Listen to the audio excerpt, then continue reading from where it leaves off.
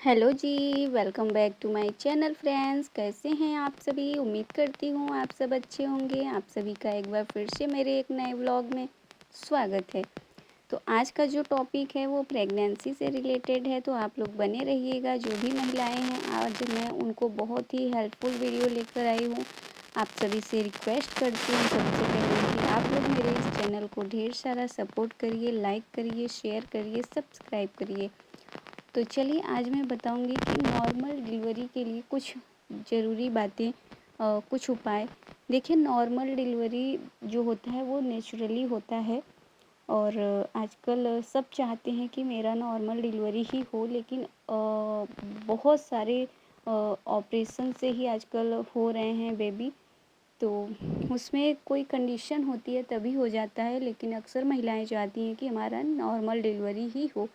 तो जो मेरा एक्सपीरियंस रहा है वो चीज़ मैं आपके साथ शेयर करूँगी कि आप क्या करें जिससे आपकी नॉर्मल डिलीवरी हो।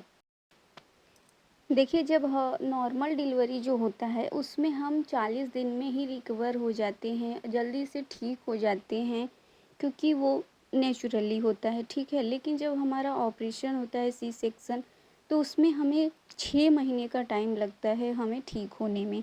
इसलिए नॉर्मल डिलीवरी सबसे बेस्ट होता है, लेकिन अब क्या ही कर सकते हैं, कुछ कंडीशन होते हैं जिसकी वजह से ऑपरेशन हो जाता है।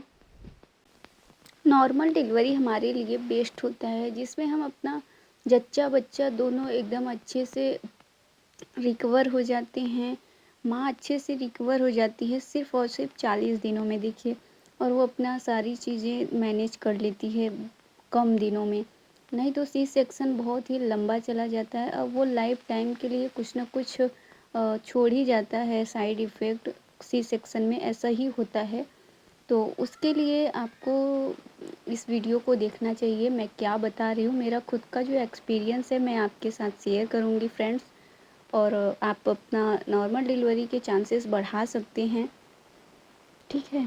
तो देखिए, सबसे पहले जो काम है, आपको हमेशा खुश रहना है अपनी पूरी प्रेगनेंसी में, तनाव मुक्त रहना है। सुबह आपको टहलना है, थोड़ा बहुत टहलना है, बहुत ज़्यादा टहल के अपने आप को थकान महसूस नहीं कराना है, ठीक है। और हल्का फुल्का व्यायाम करें, योगा करें, जिससे आप और आपके बच्चे बहुत ही ज़्यादा फिट रहेंगे। ये चीज़ें ध्यान रखें। और देखिए, जब आपको प्रेगनेंसी आपको कंफर्म हो जाए, तभी से आपको फोलिक एसिड की जो टैबलेट होती है वो आपको ज़रूर लेनी चाहिए। ये मैं बहुत ही ज़्यादा रिकमेंड करूँगी, क्योंकि बहुत ऐसे केसेस हो रहे हैं जिसमें बच्चे का जो विकास होता है वो रुक जाता है, कुछ ना कुछ उनमें बहुत सारी कमियां हो जाती हैं। तो इन सब चीज़ों को आप ध्यान रखें और फोलिक एसिड की टैबलेट ज़रूर से ज़रूर लें। और ये 3 महीने तक शायद चलती है, और आशा होंगी आपके गांव की, तो वो लोग आपको देंगे। और आयरन, कैल्शियम, ये टैबलेट आपको पूरे 9 मंथ तक लेनी। तो जैसा कि मैंने बताया कि 9 मंथ तक ये टैबलेट लेनी है।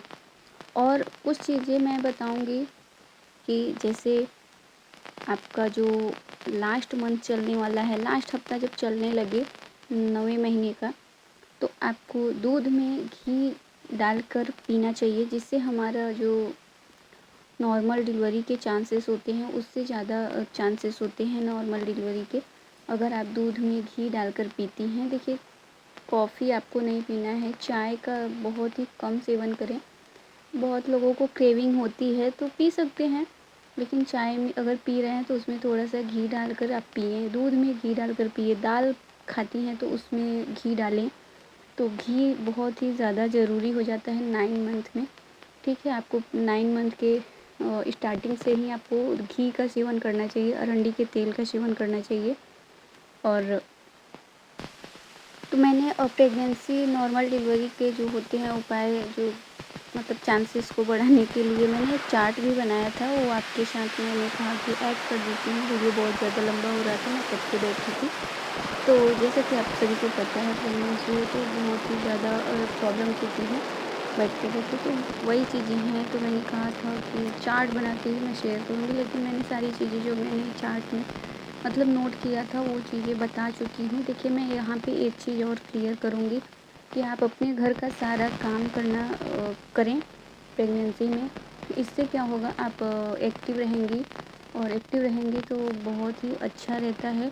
देखिए, अगर आपके घर पे मेड है, सर्वेंट हैं, काम करते हैं, तो आप कम से कम अपने रूम की तो सफाई करते रहिए, अपने घर में कुछ ना कुछ करते रहिए, कहने का मतलब है। जैसे कि पोछा लगाना, पोछा बहुत ही ज़रूरी हो जाता है। बैठ के पोछा लगाने से आपकी नॉर्मल डिलीवरी के चांसेस ज़्यादा बढ़ जाते हैं। तो सीढ़ियों पे अप डाउन भी आप कर सकती हैं, 1-2 बार ही, बहुत ज़्यादा नहीं। और काम करें भी तो 2-4 मिनट का ब्रेक लेकर ही करें, क्योंकि देखिए बहुत ज़्यादा थकान महसूस ना हो आपको। आराम आराम से ही सारी चीज़ें, सारे काम आप कर सकती हैं। काम करने से हमारे नॉर्मल डिलीवरी के चांसेस ज़्यादा हो जाते हैं।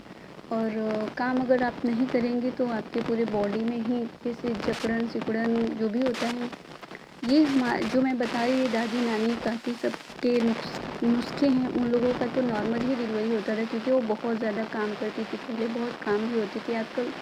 आजकल तो सारी चीज़ें डिजिटल हो चुकी हैं, इसलिए लोगों के ऑपरेशन के मतलब चांसेस ज़्यादा हो रहे हैं। ठीक है फ्रेंड्स, तो ये सारी चीज़ें थी और आप सभी के लिए मैंने कहा शेयर करूं। और ये मेरा खुद का जो एक्सपीरियंस है, तो मैंने जो नानी दादी के नुस्खे थे जो वो लोग करती थी, उनके बताए अनुसार मैंने सारी चीज़ें की, तो मेरा जो पहला ही था, तो वो भी नॉर्मल डिलीवरी हुआ। जच्चा बच्चा दोनों स्वस्थ, एकदम मस्त, बढ़िया सारी चीज़ें तो मैंने कहा आपके साथ शेयर करूं। अगर आपको ये वीडियो पसंद आएगा तो लाइक शेयर सब्सक्राइब ज़रूर करिएगा।